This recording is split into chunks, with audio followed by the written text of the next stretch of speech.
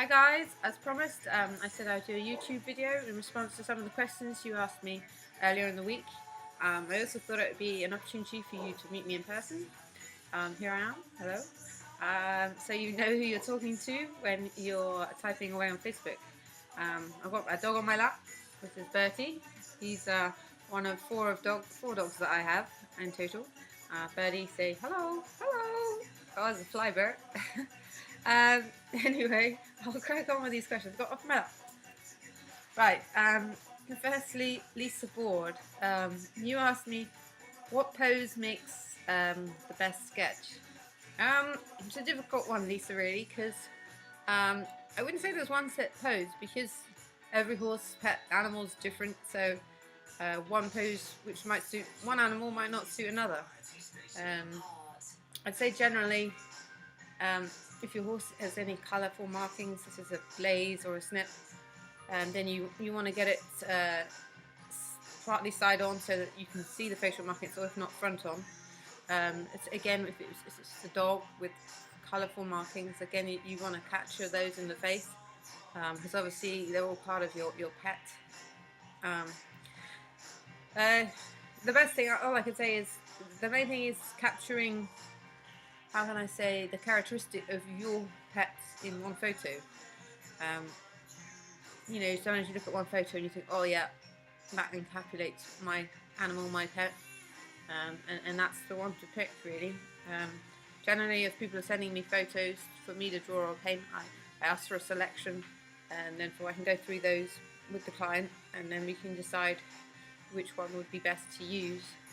Can't really be more helpful than that, really. The only thing I'd say is things like Arabs, they're better side on, because obviously the ditched faces here. Oh, Bentley. Sorry, I was trying to get my Great Dane over to say hello as well, but he's gone, he's run away.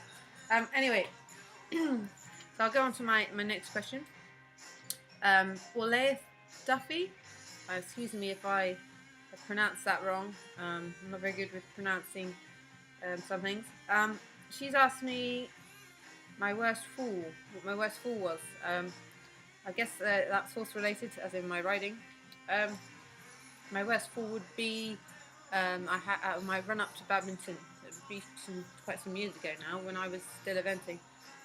I was at Belmont Park. It was an advanced run, and it was an important run. It was towards the end of the cross country, and we were jumping a very narrow fence, and my horse left a knee just slightly lower than the other leg. So what happened was he actually flipped over. We had a rotational fall.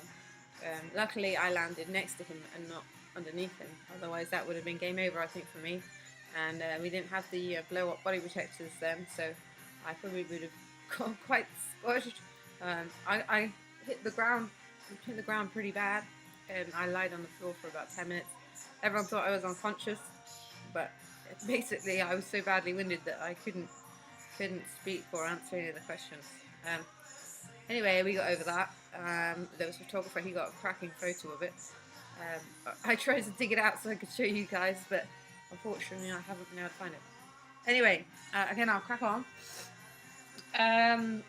Sasha Akit, you asked me how to do the basic outline of a horse and its eye. Okay, well, I'm going to use this one as an example. This is just an Arab sketch that I did earlier. I just thought I'd base it on this. It's easier than you guys watching me draw for the next hour. Anyway, so what I normally like to start with, I'm left-handed, so it's easier for me to start. I start with the top ear, so the outside ear rather than the inside one, and then I work down the horse's head. I'll just move the camera so maybe you can see a bit easier, actually. That's better for you. Okay, so I start with the top ear and I work down the horse's head to the outside features here. I do the nose, work my way up to the jawline. I do the bottom of the neck, and then I go back and do the top of the neck. I'll give you a tip which is very useful in the beginning when you're doing your sketches, just to help you get the dimensions of the horse's head correct. There's a couple of rules of thumb which applies to horses and their heads. Basically, you've got one line here where you can get a straight line between the outside ear, so the back of the inside ear there, to the end of the jaw, where the jaw comes up here. So there's generally a line there, just so that you know that that's a line correctly. Another one is, which is also very helpful when you're placing in the eye. There's a line from the bottom of the ear to the bottom of the nostril, and that's how you can line up your eye there to make sure that's in the right place. And then there's another one as well, from the bottom of the eye, so the bottom of the eye should join up with where the jawline starts, the curve of the jawline. I don't know if that'll help you, hopefully it will.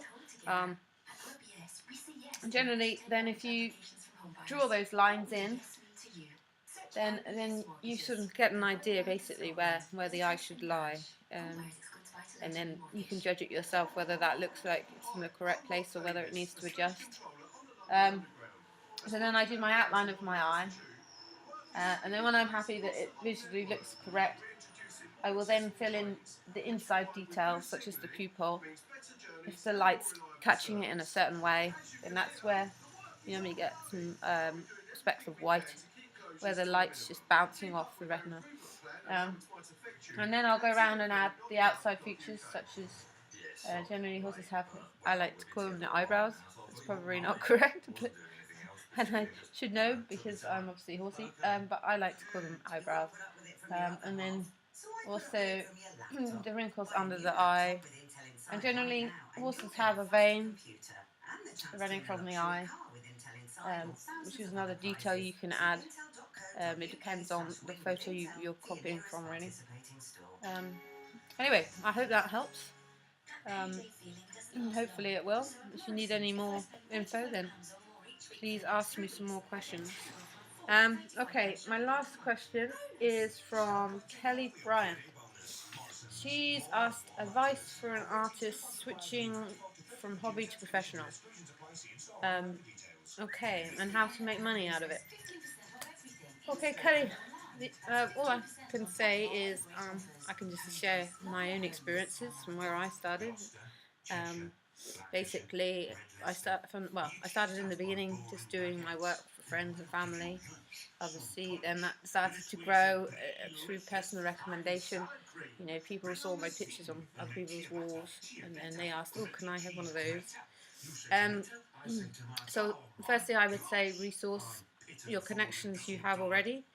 Your friends, family, any relatives. Really get the word out, because maybe some people don't even know that you do draw. So that's one to start you off. Two, I would get yourself some business cards. They're not very expensive to get done. You can do them online. I did mine online, and I designed them myself. And the company I used was very cheap. I think I paid something. You paid $100. And I got a good deal. So I think I ordered something like 500 BB. And then once you got your business cards, basically give them out to everybody, anyone you know, anyone you meet. I don't know if you have your own horse or pony and compete them, but if you're at shows, hand them out. Leave them at show centres, at tack shops, so people can pick them up. You can print some leaflets off, put them up in your local tack shops. These are all, that's a free way. You can just do that on the computer even. Just a picture of what you've drawn, your name, address, contact details. The other thing is get a website. People like to go and look at your art and see what you've done. Again, this isn't very expensive to do. You can do it yourself. I did mine myself. I used Weebly. Which means that you buy the domain name, and then you can then build the website yourself to how you want it done, really. And that's it, really. Well, that's how I would progress. And then obviously then price wise in the beginning, I just think, well, start off small, ask something that's reasonable. Obviously you're just starting out. And regards to your costs, try not, don't go out and blow a load of money on expensive and nice pencils and paper and things, because in the beginning you don't need that. You can do a good job with the basic equipment, which means you can keep your costs down, and then your margins will be higher. And so in the beginning it doesn't matter what you're getting, because obviously you've kept your costs low, and so basically you're just covering your time. Obviously once you get set up and you're running, then you can start adding to your equipment, your pencils, your papers, and then you can be more picky about where you're sourcing your equipment. I hope that helps. If you want any more help regarding that, then I'm more than happy to answer any more questions. And I think that's it really, basically, folks. I hope you found this of interest and of use to you. I'd be interested to get some feedback from you guys if you put some posts below. Oh, another thing, I was thinking, if anyone would be interested, I was thinking of doing some step-by-step videos of how to start a sketch or a painting, basically from where I start from day one, and then I build up until the final product. If anyone's interested, again, post below. Anyway, I hope you've had a nice day, or if you're watching this in the morning, I hope you're gonna have a nice day, and thanks for listening. Cheers guys, bye.